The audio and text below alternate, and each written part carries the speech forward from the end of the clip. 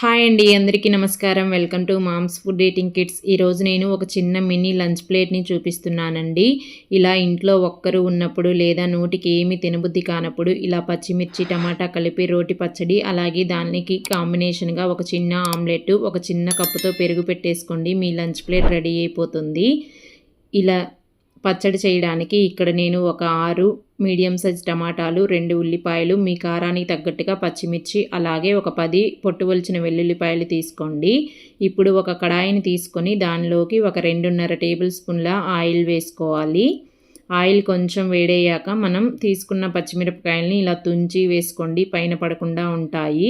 వేసిన వెంటనే మూత పెట్టేసి 1 నిమిషం తర్వాత మళ్ళీ మూత ఓపెన్ చేసి ఇదంతా ఒకసారి కలుపుకొని పచ్చిమిర్చి ఇలా వేగిపోయిన తర్వాత ఒక 1/2 టీ స్పూన్ జీలకర్ర కూడా వేసుకొని 1 నిమిషం ఫ్రై చేసుకోండి.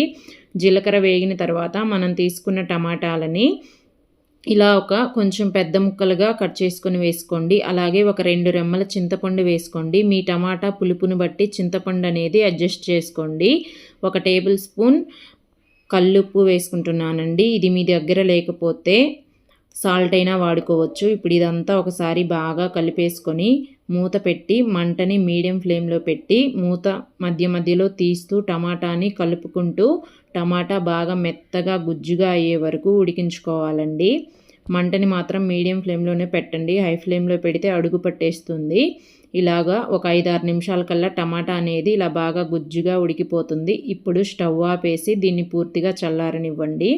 ఈ పచ్చడి చేయడానికి ఇక్కడ నేను రోలు వాడుతున్నానండి. మీ దగ్గర రోలు లేకపోతే ఒక గిన్నెని తీసుకొని పప్పు గుత్తితోటి ఇలాగ చేసుకోండి, చాలా బాగుంటుంది. అది కూడా ఉడికించిన పచ్చిమిర్చి వేసుకొని ఇలా మెత్తగా దంచేసుకున్న తర్వాత పొట్టుబొలిచిన వెల్లుల్లిపాయలు కూడా వేసుకొని కొంచెం కచ్చాపచ్చాగా దంచుకోండి. ఇక్కడ చూపిస్తున్నట్టుగా మరీ మెత్తగా చేసేయొద్దండి. ఇలా ఉంటే పచ్చడి తినేటప్పుడు చాలా బాగుంటాయి. అలాగే తీసుకున్న ఉల్లిపాయని ఇలాగా 2 ముక్కలుగా కట్ చేసుకొని వేసుకోండి, ఎగిరి పడకుండా ఉంటుంది. ఉల్లిపాయని కూడా ఇలాగా కొంచెం కచ్చాపచ్చాగా అంతా దంచుకున్న తర్వాత గెరిటితోటి ఇదంతా ఒకసారి బాగా కలిపేసుకోవాలి. ఇలా అంతా కలుపుకున్న తర్వాత ఉడికించి పెట్టుకున్న టమాటా గుజ్జంతా వేసేసుకోండి.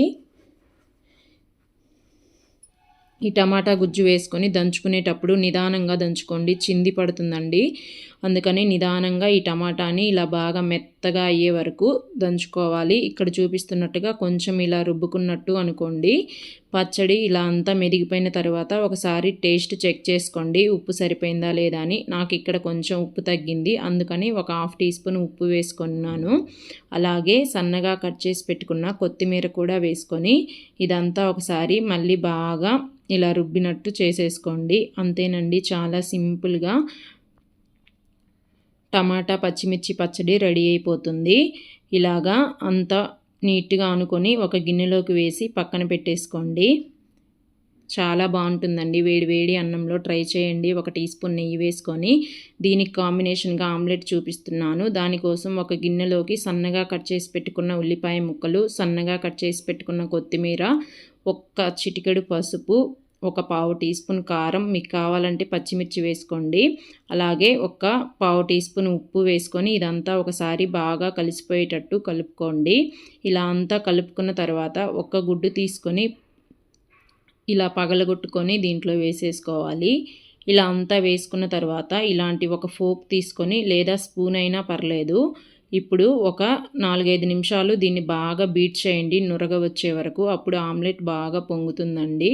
ఇప్పుడు ఆమ్లెట్ వేయడానికి ఇలా ఒక కడాయిని తీసుకొని 1 టేబుల్ స్పూన్ ఆయిల్ వేసుకోండి. ఆయిల్ వేడయ్యాక మనం కలిపి పెట్టుకున్న గుడ్డు మిశ్రమాన్ని అంతా దీంట్లో వేసేసుకొని స్పూన్ తోటి ఇలా కొంచెం పల్చగా స్ప్రెడ్ చేసుకోండి. ఇలా అంతా స్ప్రెడ్ చేసుకున్న తర్వాత మంటని మీడియం నుంచి సిమ్లోకి మార్చుకుంటూ ఆమ్లెట్ని ఫ్రై చేసుకోవాలండి. అప్పుడే ఆమ్లెట్ బాగా మంచి రంగులో వేగుతుంది. ఆమ్లెట్ ఇలా ఒకవైపు కాలిన తర్వాత రెండో వైపు కూడా వేసుకొని ఒక 2 నిమిషాలు ఫ్రై చేసుకొని అటు ఇటు తిప్పేసుకొని తీసేసుకోండి. అంతేనండి, చాలా సింపుల్గా ఆమ్లెట్ అనేది రెడీ అయిపోతుంది. ఇలా మీరు ఎప్పుడు ట్రై చేయకపోతే ఒకసారి ట్రై చేయండి. ఇలా వేడి వేడి అన్నంలో మనం నూరుకున్న పచ్చడి, 1 టీ స్పూన్ నెయ్యి, అలాగే ఆమ్లెట్ పెట్టుకొని ఒక చిన్న కప్పు పెరుగు పెట్టుకోండి. మినీ లంచ్ ప్లేట్ రెడీ అయిపోతుంది. ఇలా ఒకసారి ట్రై చేయండి, చాలా బాగుంటుంది.